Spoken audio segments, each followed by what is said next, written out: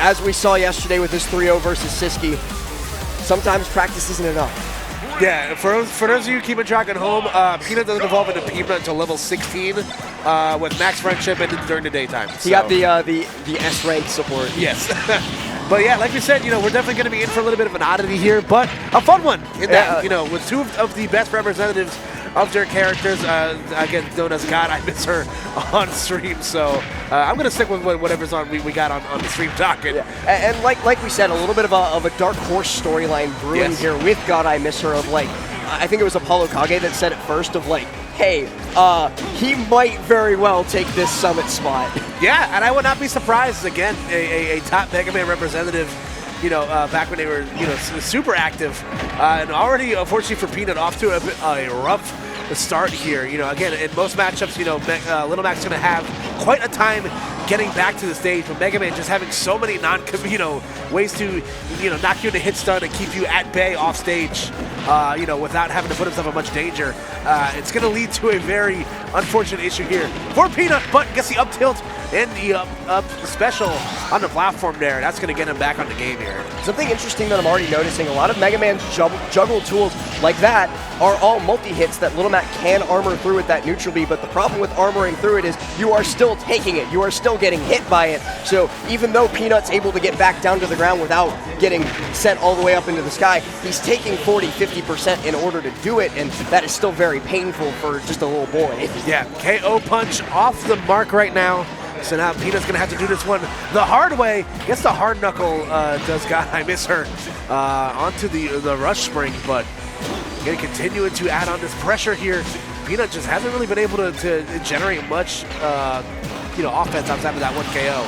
There we go, forward there. We'll get that KO for GodIMissHer. Yep. Whoa!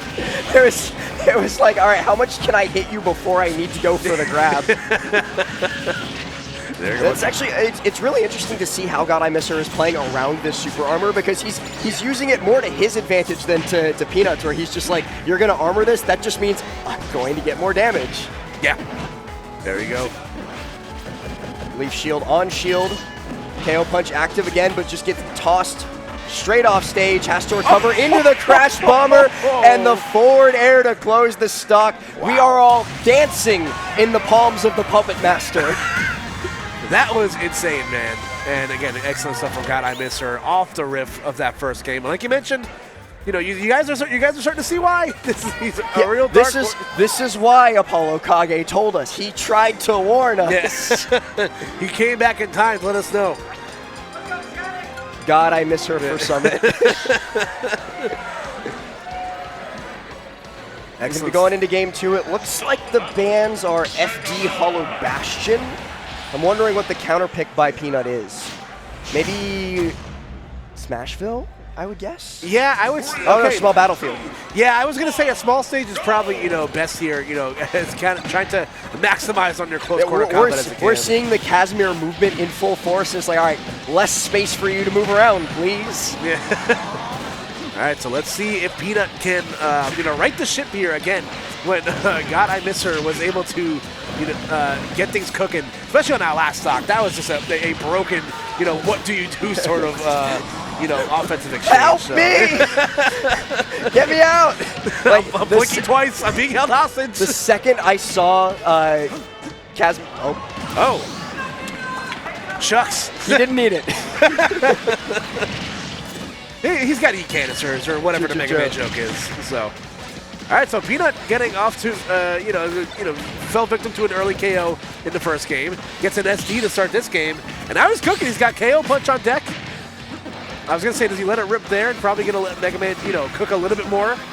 Going to whiff the KO punch, unfortunate. The problem with that, too, like, so far throughout this set is that the amount of damage and the amount of, like, juggling that Casimir has been able to put out means that Peanut doesn't get to hold on to KO punch very long. So I think now he's, like, started to realize, okay, I have to let it rip or I'm going to lose it. So I might as well just, like, go for the Hail Mary, because maybe it throwing it out there and it maybe hitting is better than just not getting to throw it out at all. Exactly. Does not get the KO just yet. Peanut doing a good job holding onto the stock here. The forward throw once again going to set up the edge guard attempt, and yep, all it takes is the explosion from the crash bomber.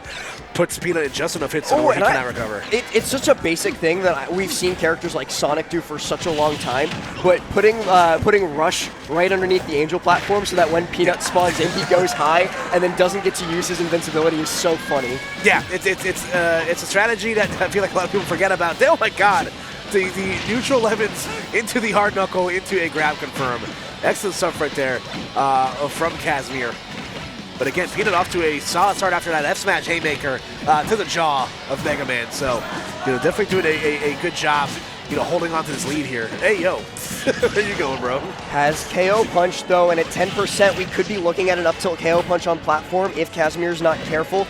Peanut definitely has that in the back of his mind, but so too does GodIMissHer, because they are not going to let that happen, finding the stock there. And with only 10% on them as extra credit, that SD, it's almost like it never happened. Yeah.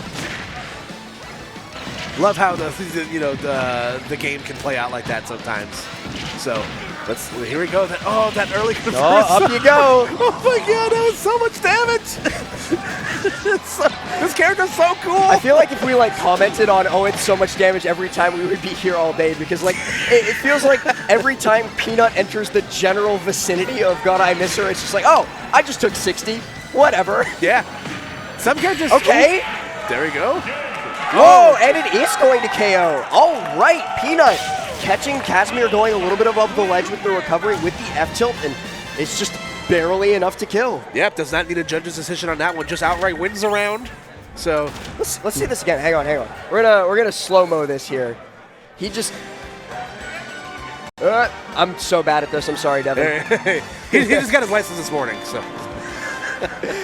Replay technology, doing my best to control it, but Devin's always the master of it. Yeah, just catches him going a little bit above ledge with the down tilt. I don't think it was a 2-frame. I do think that Mega Man's head did just straight up go above the ledge. Yeah. We'll get it in super slow here. Hang on. 1 frame at a time. Oh! Yeah. Yep.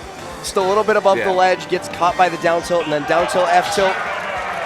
Yep. Oh, it is the 2-frame. Yeah, he was in the ledge grab animation. Yep. Okay. Yeah, Mega Man's got that size 8 head, so. Size 16, but yeah, so thanks to the replay technology, we can't see, started the ledge grab animation, but Peanut's timing too tight. Devin, do you think Mega Man wears a Mets fitted or Yankees fitted? That's a question for you guys Devin's at home. just stun locked. He did not respond. What's Mega Man's favorite baseball team, folks? Let's talk. Let us know at home. It's all about the Mets, baby. It's Love the Mets, baby. All right, so Peanut on the board here. That's huge. Again, we mentioned how the SD at the beginning of the game didn't really matter too much. But still, Peanut able to show when you're able to operate with the lead and what this character can do. Little Mac is a blind spot on everybody's radar. I feel like most people don't really know how to fight against this character, or they definitely sleep on this character more often than they should. Unless you live in either Minnesota to be in the same region as GodIMissHer, or North or South Carolina when you're with Peanut, you probably don't know the Mega Man matchup as well as you'd like to. Yeah. But here we go, gonna get. Yeah, excellent stuff. So I loved Peanut's ability to close the gap. He lost that first stock and then immediately answers back with a KO of his own. So get a real slobber knocker, as they say in the streets. Up smash connects from underneath the platform though, and lands with the neutral B, but no, just more free damage for me, says GodIMissHer. Side B back to the platform, and down tilt KO punch. Peanut looking to end this dark horse run here and now, doesn't want to let people get to talking. Yeah, excellent stuff right there from Peanut. The KO punch has whipped a few times for him so far, has not been a huge factor in this set, but gets it when he needs it the most. Ooh, that down air is very, very scary, especially for a Little Mac with no protected recovery. Yep, but the slash claw back air able to net the KO there. So GodIMissHer able to get back on the board here. Just like that, these games are flying by last. This one's been significantly faster than all the rest as well. But up tilt, up B, not quite enough, not without rage. Yeah, Mega Man a little on the heavier side, so one more of those, though. Has to be very careful, but good thing out there from Peanut. Ooh, okay. Hey, man, I got hands, too. I got the Shoryu just as much as you do. Ooh, just looking for that raw F smash on GodIMissHer's approach. Down tilt, no follow-up. Has to be so careful, man. That down tilt is so good. The up B will connect there, and that is going to be KO. So Peanut losing the first game, enters back with the next two. We're now going to game 4 as the winner's run for GodIMissHer, but in danger here last. Definitely in the danger zone at the moment. Was not expecting, especially after how that game 1 went, with especially like that 0 to death off the Crash Bomber out the side. But Peanut shaped up and is showing out at the moment. Doing a fantastic job. Now leading in the set, 1 game away. Yeah, again, Can you imagine a Little Mac in Winner's Side top 16? Sure. Why not? Why not? I think crazier things happen. Alrighty, folks. Game 4 coming up here. Peanut up 2 games, 2-1, and once again off to a pretty solid start. We've seen. Let's go dash attack. Yeah, we've seen the theme of this set be, whoever gets off to that that first stock, that real strong opening offensive drive. That's going to set the tone for the rest of the game here. Lee Shield going to keep Peanut in the corner, but no, he's just able to roll through the dash attack. Comes back onto the stage, gets caught by F-Tilt immediately, and yeah, fantastic percent lead for Peanut at the moment. Yeah, real good stuff. And again, you see him searching for it on the platform. That up tilt to the up B is real dangerous stuff. Okay, I thought you were a prophet for a moment. Yeah, Koopstradamus is still awake and warming up, so give me some time. The up smash is plenty if the up B wasn't going to do it. There we go, trying to F-smash his way through the lemons. Rightfully so. So now I got KO Punch on deck, and again, this is exactly the sort of start you look for if you're Peanut. Your opening board is very, very strong right now. Especially, yeah, if this KO Punch connects, it's a 3-stock-to-1 lead, and that is going to be the true confirm. Up tilt KO Punch is absolutely true at that percent, and it's going to be, like I said, plenty to put Casimir on his final stock of winner's side bracket. Yeah, down goes Frazier in that second stock, as now Peanut has generated a huge lead here, kind of sort of akin to the last game like we mentioned. That KO Punch is just such a difference maker when you're able to connect on it. So, GodIMissHer are going to have to really, put the works on here. F-Smash, though, going to put Peanut deep off stage, and it looks like another opportunity with the Crash Bomber. No! Great use of the counter to position himself to get back to ledge there. Obviously was not looking to counter hit, but the counter did hit, Yeah, no, I couldn't have said it better myself. Forward air will get you the job done, the Flame Sword. But Peanut still sitting on a 2-stock-to-1 lead here. However, we've seen GodIMissHer able to go on these crazy offensive stretches as we saw in that last game. And now, continuing to cook here. Just let's go that downer a little bit early. Down tilt side B. I thought he was going to go for something crazy there on stage. Like, yo, Mac edge guarding?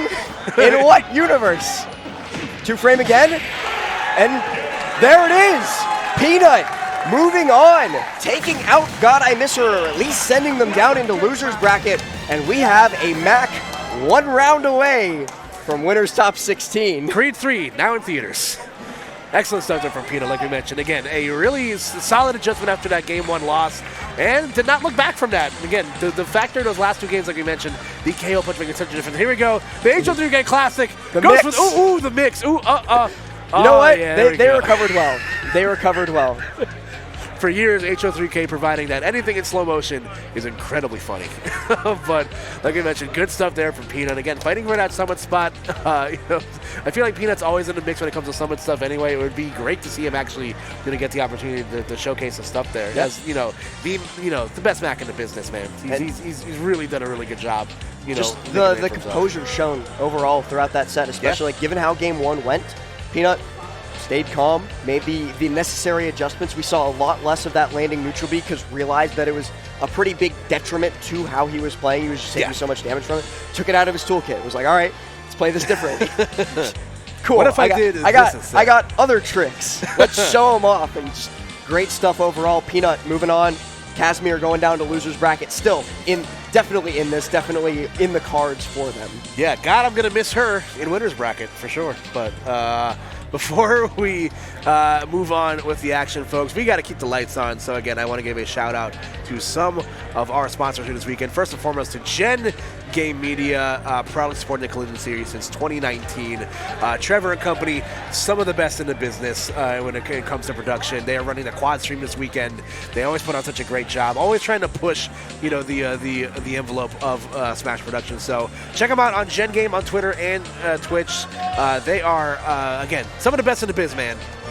Yeah, absolutely. And also, we are partnering here at Collision Smash with LandFest in order to support over 150 charities. You can donate, you can help out, just find out different ways that you can help out with over 4 million volunteer hours, 20 chapters in 15 states, 150 events, and 30,000 attendees annually.